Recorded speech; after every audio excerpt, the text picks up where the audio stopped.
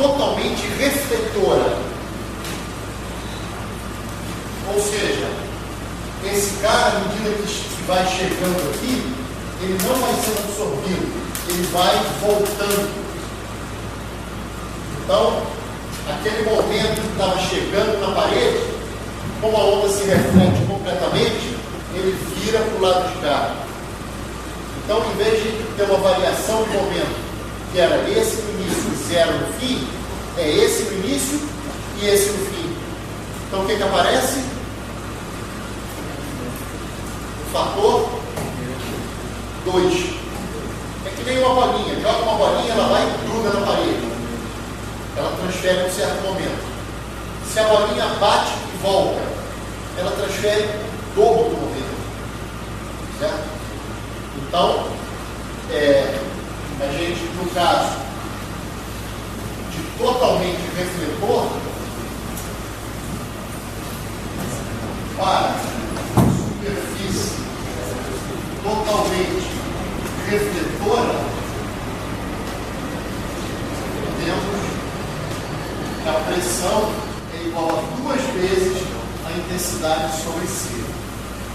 E, no terceiro caso, eu vou deixar como exercício para vocês lerem na apostila, se você tiver incidência oblíqua em superfície totalmente refletora também.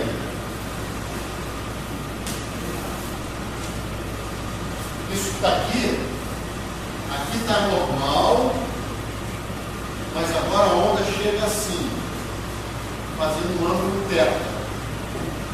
Então aqui você tem aquela areazinha, tem agora um cilindro curtinho, quando ela bate aqui,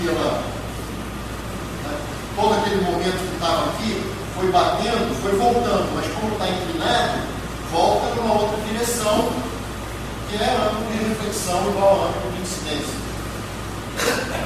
Nesse caso, a pressão, que é a componente normal da força para cá, ela é 2 vezes I sobre C e aparece esse cosseno ao quadrado. Quem quiser pode olhar para a dedução, quem quiser simplesmente aceita, a ideia é totalmente a mesma. P inicial, P final, tem que fazer P final menos P inicial para ver quanto é transferido e assim por diante. E a resposta é essa.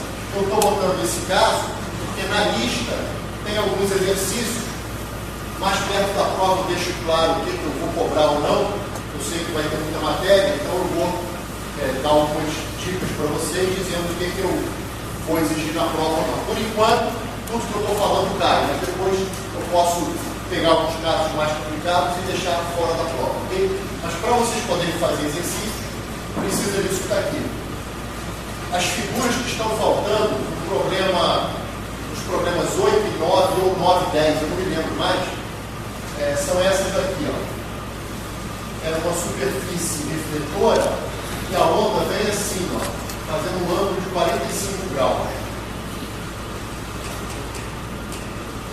E a outra figura que está faltando é o seguinte, é uma superfície cônica com 45 graus também aqui. E a onda vem assim. Cada onda está para cá. Onda de intensidade I, onda de intensidade I, esse ângulo aqui é 45 graus. São as figuras que estão faltando, eu pretendo fazê-las e mandar uma nova lista, mas para vocês poderem resolver os exercícios, vem uma onda aqui, ela bate aqui, reflete, bate, reflete, são superfícies totalmente refletoras, e ela volta de alguma maneira. Qual é a força de irradiação que está sendo exercida nessa superfície? E aqui também, o meu desenho está errado, porque o ângulo não está muito fiel, tem que ser 45. Ela entra dentro desse cone, bate lá, bate, tal, volta. Eu quero saber qual está sendo a força de radiação, de pressão de radiação nessa superfície, ok? Tem tempo para as cenas dos próximos capítulos? Que horas são? 10 para meio-dia. 10 para meio-dia. Então, cenas dos próximos capítulos.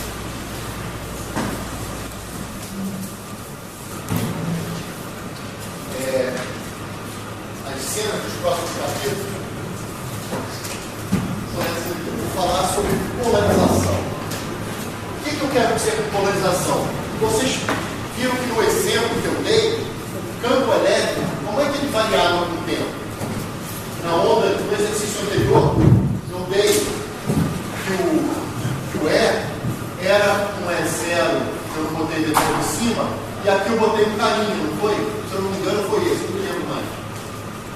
E a frente alguma coisa.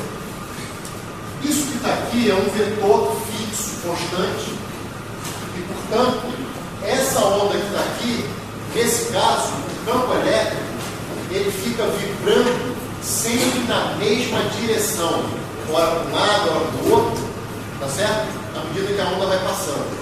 Quando isso acontece, você diz que a onda é linearmente polarizada, ou plano polarizado, vocês também vão ouvir falar assim. Só que isso é um caso muito particular. Eu posso ter uma onda com o E assim e o B assim, ela andando para lá, e eu posso superpor essa onda com a outra onda também andando para lá, mas que o campo elétrico está em outra direção e de repente está defasado do primeiro. Eu tenho que somar esses caras. Será que sempre o campo elétrico vai ficar vibrando na mesma direção? Resposta: não. Então, qual é a polarização mais geral possível de uma onda monocromática que se propaga numa dada direção?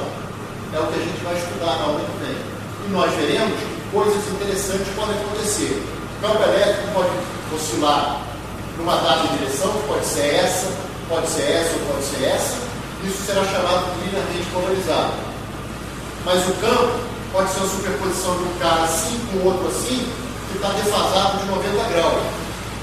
Aí você vai ver que o campo elétrico fica girando. Nesse ponto, à medida que a onda passa, o campo elétrico está girando. Qual o nome que vocês dariam para essa onda? Circularmente polarizada. Ela vai poder estar para um lado ou para o outro. Então vai ter um nome lá, esquerda ou levógena, direita ou destrógena, mas é uma possibilidade. Mas ainda não é o caso mais geral. O caso mais geral é o caso em que a ponta do campo elétrico, à medida que a onda passa, descreve uma curva que é uma elipse. Entendeu? Então, o caso mais geral possível de polarização de uma onda harmônica, monocromática, né, que anda numa dada direção, é a polarização elíptica, que pode se degenerar em circular, para um lado ou para o outro, ou linear. O caso mais geral é a polarização elíptica. Nós vamos aprender, então, essas outras polarizações. Tá certo? Isso é muito importante na onda eletromagnética. A polarização daquela determinada onda. Isso aqui, eu já vou seguir. Estou voltando para o Moisés. Só que não na ordem do Moisés. Isso aqui já é Moisés 4, capítulo 5 do Moisés. Mas eu acho que tinha que ser dado em seguida a ensinar onda. Falou em onda, tem polarização, tem que falar logo em polarização. Mas as minhas notas contêm tudo que vocês precisam. E as minhas listas. Nesse caso, está praticamente uma cópia do Moisés. O resto não, estava bem diferente. Esse caso só está fora de ordem em relação ao Moisés. Fala. Quando você diz monocromática, quer dizer que a frequência é constante. Quando eu digo monocromática, significa que só tem uma frequência. Então, um cosseno só, um seno só. Não é uma superposição de duas ondas com frequências diferentes. Só tem um ômega. Monocromática. Cromática de cor, porque as cores estão associadas com a frequência. Monocromática é sinônimo de harmônica também. Uma frequência só.